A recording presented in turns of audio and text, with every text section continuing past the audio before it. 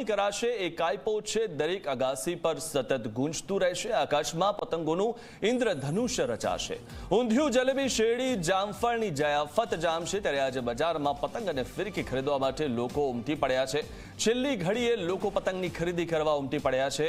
ત્યારે સૌથી મહત્વની વાત એ છે કે છેલ્લા દિવસની જે ખરીદી હોય છે તે ખૂબ મહત્વની હોય છે અને આજે દિવસભર તો ખરીદી થશે, રાત્રે મોડે સુધી આ ખરીદીનો માહોલ જામવાનો છે। લોકો મોડે પણ ખરીદી કરવા માટે જતા હોય છે। આવતીકાલે ઉત્તરાયણ પર્વની ઉજવણી કરવામાં આવનાર છે, ત્યારે દરેક અગાસી પર સતત એ કાયપોછીની ગુંજ રહેશે। આકાશમાં પતંગોનું ઇન્દ્રધનુષ્ય રચાશે અને દરેક લોકો ધાબા પર હશે અને એક જ તેમનો ઉદ્દેશ હશે કે તેમનો પતંગ કેટલો ઊંચો જાય છે અને કોને કોને તે કાપે છે।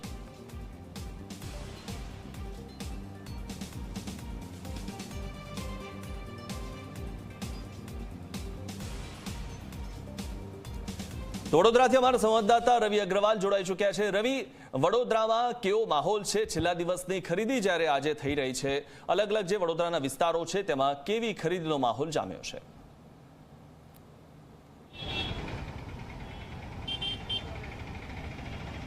બિલકુલ મિથુન, વાત કરવામાં આવે ઉત્તરાયણનો તહેવાર આવતીકાલે છે અને ઉત્તરાયણના તહેવારના પગલે વડોદરાના અત્યારે સૌથી જૂના અને જાણીતા જે માર્કેટ છે ગેંડીગેટ પતંગ બજાર માર્કેટ, ત્યાં અમે આવ્યા છે કે જ્યાં તમે જોઈ શકો છો કે કઈ રીતના પતંગોની ખરીદી માટે અહીંયા સવારથી જ લોકો જે છે તે આવતા હોય છે, પતંગોની ખરીદી કરતા હોય છે। અત્યારે અમે આ એક પતંગ બજાર પર આવ્યા છે કે જ્યાં લોકો ખરીદી કરવા માટે આવી રહ્યા છે, પોતાના પરિવાર સાથે તેઓ પતંગ ખરીદી રહ્યા છે। આપણે લોકો સાથે વાત કરીશું। શું કહેશો, પતંગ તમે ખરીદી છે, કાલે ઉત્તરાયણનો તહેવાર છે, ભાવ વધ્યો છે કે ઘટ્યું છે? ના, ભાવ થોડો વધારે છે, પણ દર વખતેની જેમ વાઇબ મેચ કરવા માટે આ વખતે પણ ગુજરાતી છે તો પતંગ તો ચગાવવાની જ, કંઈ બી થાય પતંગ તો ચગાવવાની, અને 10-20 રૂપિયા કદાચ વધારે પણ જશે, પણ ઉત્તરાયણ જેવો ફેસ્ટિવલ ફરી પાછો નહીં આવે તો ગુજરાતીઓ તો ઉત્તરાયણ મનાવશે દર વર્ષે। શું લાગે છે, માહોલ કેવો છે બજારમાં અત્યારે? અત્યારે થોડી ભીડભાડવાળો એરિયા છે, પણ રાત્રે આના કરતાં બી વધારે ભીડભાડવાળો એરિયા થશે, કેમ કે રાત્રે જેમ હરાજી થશે તો કદાચ ભાવ વધશે અને કદાચ લોકો સ્ટોક ક્લિયર કરવા માટે ભાવ ઘટાડે પણ ખરા, પણ અત્યારે જેમ લઈ લો તો સારું। પતંગ ચગાવવાના તમે શોખીન છો, પણ દર ઘડીએ આપણે પવનની રાહ જોતા હોય છે, શું લાગે છે કેવો રહેશે પવન? નહીં, પવન તો 2 દિવસથી જોઈએ છે, ઓલમોસ્ટ સારો છે। આપણે ઘરના બારી દરવાજા બધું બંધ કરવું પડે એવો છે, તો મોસ્ટલી આ વખતે એવો પ્રોબ્લેમ નહીં પડે મારા ખ્યાલથી। આ વખતે પ્રોબ્લેમ નહીં થાય। શું કહેશો, તમે બી ખરીદી કરવા માટે આવ્યા છો? હા જી। તો કેવો છે અત્યારે માહોલ પતંગ? ભાવ જોરદાર છે। પતંગ ચગાવો છો? ચગાવીએ જ છે ને, તો શોખ છે એટલે તો માટે તો આવ્યા છે।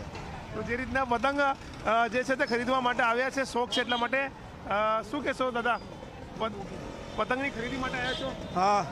તો કેવો માહોલ છે અત્યારે બજારમાં? બજાર અરે બધા અફરાતફરી છે, પણ પતંગોનો ભાવ બહુ વધારે છે ભાઈ। વધારે છે?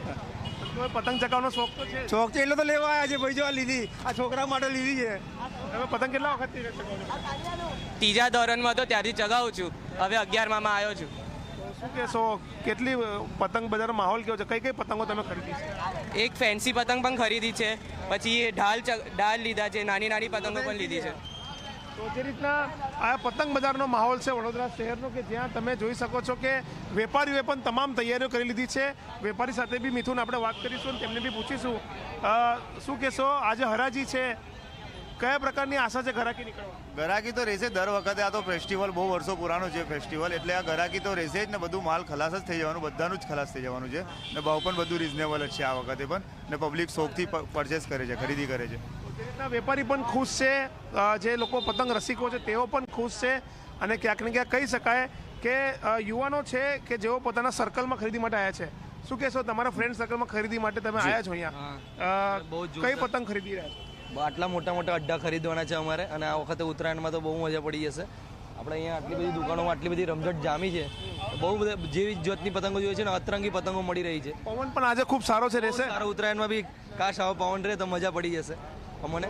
Thank you. ઉત્તરાયણમાં પણ આવો પવન રહે તો મજા પડી જશે। અને મિથુન, હું તમને જણાવી દઉં કે આ ગેંડીગેટ પતંગ બજાર છે જ્યાં અમે ઊભા છે, ત્યાં અત્યારે તો માહોલ છે, પરંતુ રાત્રે આનાથી પણ વધારે માહોલ રહેતો હોય છે। આખી રાત દરમિયાન અહીંયા બજારો ખુલ્લા હોય છે, લોકો ખરીદી માટે આવતા હોય છે, પગ મૂકવાની પણ જગ્યા નથી હોતી, કારણ કે પતંગ બજારમાં હરાજી થાય છે, અને હરાજી થતી હોય ત્યારે લોકો જે છે તે પોતાના મનપસંદ ભાવે પતંગની ખરીદી કરતા હોય છે। એટલે ક્યાંક ને ક્યાંક કહી શકાય કે ઉત્તરાયણના તહેવારને લઈને વડોદરાના વાસીઓ ખૂબ ઉત્સુક છે, પતંગ રસિકો ઉત્સુક છે અને તેઓ કહી રહ્યા છે કે છેલ્લા 2-3 દિવસથી જેવો પવન ફૂંકાઈ રહ્યો છે તેવો જ પવન પણ આવતીકાલે અને પરમ દિવસે ફૂંકાશે, જેના કારણે તેઓ સારી રીતે આ ઉત્તરાયણનો તહેવાર માની શકશે. જી રવિ, આપ અમારી સાથે જોડાયેલા રહો. હવે સીધા જઈએ સુરતથી અમારા સંવાદદાતા ચેતન જોડાયા છે. ચેતન, સુરતી માંજો પણ